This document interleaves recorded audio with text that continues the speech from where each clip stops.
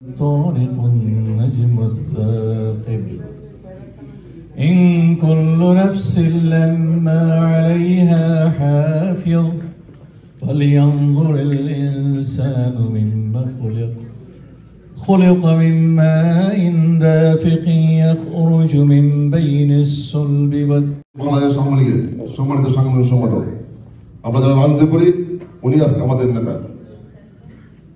আমরা ওনাকে এই নিয়োগ আগমনে আমরা শুভেচ্ছা জানাই, অভিনন্দন জানাই।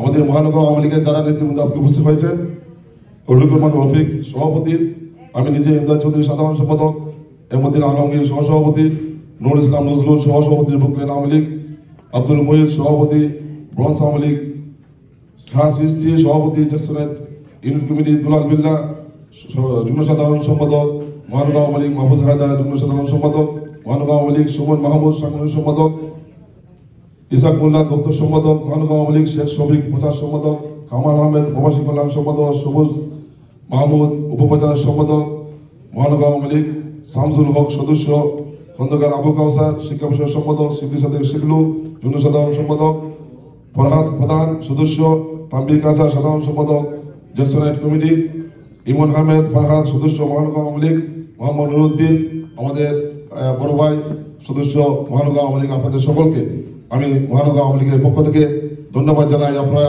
আজকে অনুষ্ঠানে সফল সার্থক করার জন্য এসেছেন, মহানগর আওয়ামী লীগের পক্ষ থেকে আবারও ধন্যবাদ জানাই।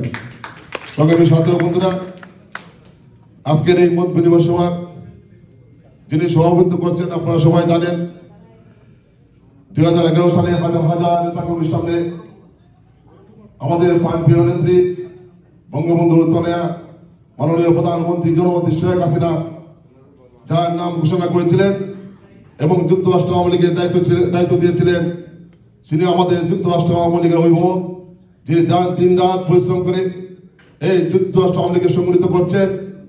আজকে এই অনুষ্ঠানের সম্মানিত সভাপতি ডক্টর সিদ্দিকুর রহমান সাহেব আজকে যিনি প্রধান অতিথি হিসেবে উপস্থিত হয়েছেন। আপনারা জানেন, ছাত্রলীগ থেকে যুবলীগ থেকে উঠে আসা, তৃণমূল থেকে উঠে আসা বাংলাদেশ যুবলীগ বলতে যার নাম আসত নানক আজম, আমার আপন বড় ভাই সেদিন হবিগঞ্জ জেলা আওয়ামী লীগের সভাপতি হিসাবে দায়িত্বে ছিলেন, যার নেতৃত্বে উনি কাজ করেছেন। আজকে সেই নেতা, প্রিয় নেতা, সাবেক প্রতিমন্ত্রী, সাবেক হুইপ, বাংলাদেশ আওয়ামী লীগের সম্মানিত সাংগঠনিক সম্পাদক, বারবার নির্বাচিত সংসদ সদস্য আমাদের প্রিয় নেতা মির্জা আজম এমপি মহোদয় আজকে অনুষ্ঠানের প্রধান অতিথি। সবাইকে আসসালামু আলাইকুম। হাজার বছরের শ্রেষ্ঠ বাঙালি, বাংলাদেশের স্থপতি, জাতির জনক বঙ্গবন্ধু শেখ মুজিবুর রহমানকে স্মরণ করে আমি আমার বক্তব্য শুরু করছি। আজকে যাকে আমরা সম্বর্ধনা দিতে যাচ্ছি তিনি সেই লোক, নেত্রী যখন জেলে ছিলেন যার নির্দেশে আমরা যুবলীগ, তৎকালীন যুবলীগ সকাল বিকাল দুপুর যার দিক নির্দেশনা দিয়ে আমরা এই নিউ ইয়র্ক এবং ক্রস আমেরিকাতে আমরা নেত্রীর মুক্তি আন্দোলন চাঙ্গা করতে পেরেছিলাম। আমরাই সেই যুবলীগ তৎকালীন, আমরা জাতিসংঘের সামনে আমরা মইনুর মাথায় লাথি মারো, জনাতি শেখ হাসিনাকে মুক্তি করো, মইনুর মাথায় লাথি মারো, জনাতি সকল রাজনীতির দিকে সম্মেলন করেছে। সেখানে অনেক কথার ভিতরে একটা কথা উঠে আসছে। আপনারা দেখেন, পদ্মা সেতু থেকে শুরু করে যখন আমার সরকারের বিরুদ্ধে অপবাদ দিয়েছে তার প্রত্যক্ষ প্রতিবাদ করেছে যুক্তরাষ্ট্র আওয়ামী লীগের সংগ্রামী সভাপতি আমাদের সিদ্দিক সাহেব। এই সিদ্দিক সাহেব বলে সম্বোধন অনেক কিসের ভেতর দিয়ে আমাকে যেতে হয়েছে, আমি সেই দিকে ততটা দৃষ্টিপাত করবো না।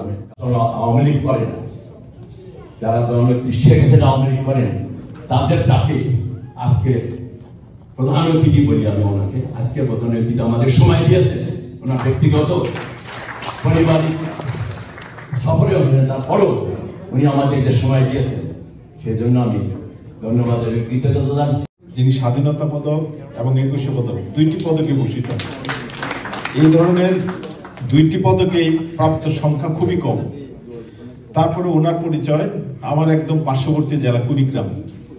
আমি জামালপুর এবং কুড়িগ্রাম আমাদের বর্ডার আছে, এবং একটি সময় ছিল বাংলাদেশের সবচেয়ে অবহেলিত অনন্ত এবং অনগ্রসর জেলা। 64 জেলার মধ্যে 64 নম্বরে এক ছিল কুড়িগ্রাম, আর 63 নম্বরে হলো জামালপুর। আমাদের মধ্যে এই মিলটা আগে থেকে ছিল। আজকে ওনাকে পেয়েছি, আজকে এই জায়গায় উনি উপস্থিত আছেন।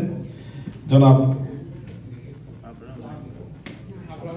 আব্রাহাম লিঙ্কন মঞ্চে উপবিষ্ট আছেন, প্রবাসে বসবাস করেন। আপনাদের প্রত্যেকটা সময় অত্যন্ত মূল্যবান, এবং এই জায়গায় আজকে অফিস ডে, সেই দিনেও আপনারা যেভাবে উপস্থিত হয়েছেন, আমি ব্যক্তিগত পক্ষ থেকে আপনাদের সবাইকে অভিনন্দন জানাই এবং আপনাদের কাছে আমি কৃতজ্ঞতা জানাই যে আপনাদের এই সময় ব্যয় করে এই জায়গায় উপস্থিত হয়েছেন। এবং আমি বিশেষ করে আমাদের সভাপতি সাহেবের একটি কথা না বললেই হয়। আজকে বিকাল 5টায় ফোন করেছি তাকে, সে তার মিস কল দিয়ে ফোন করেছে, তিনি তখন এই হলে চলে আসছেন।